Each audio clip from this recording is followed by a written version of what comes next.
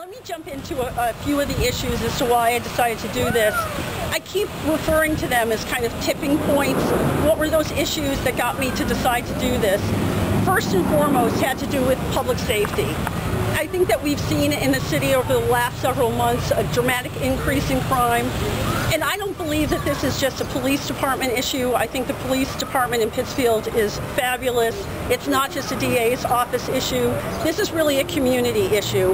And we need a very loud, vocal, active advocate in City Hall as mayor leading the community to say, we will not tolerate this. This kind of behavior in Pittsfield is unacceptable.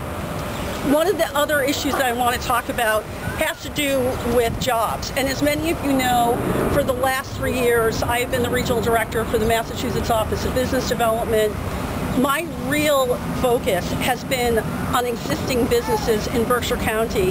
And just because of the size of Pittsfield, I've done a lot of work here supporting small and large businesses.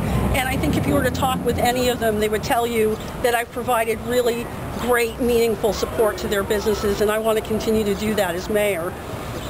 Thirdly, it has to do with a huge issue here in Pittsfield, and it has to do with the schools. Many of you may know that when I was a city councilor, I petitioned to have the School Building Needs Commission reactivated. And the reason is that we were just beginning to see at that time data that was suggesting that a lot of kids were dropping out of high school, and I thought this would be a great forum for talking about why this was happening.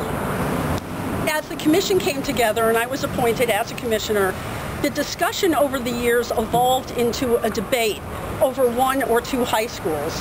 And I, from day one, have been a firm advocate and believer that 2 high schools and renovating them in the city of Pittsfield is the way to go, and not building a brand new single high school.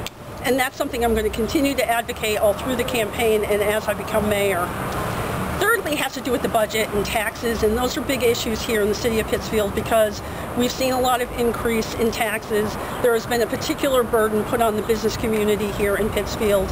Some of what I want to be able to do is look really carefully at the budget, and I'll give you a couple of good examples of what I want to see changed. For the last several years, the legal services, the solicitor's office has been outsourced here in Pittsfield. I want to bring it back in-house because it is hugely expensive to the city that is an outsourced service. Secondly, it's the same with personnel. All of the personnel services are outsourced here in the city of Pittsfield, another important position to have back in the city of Pittsfield.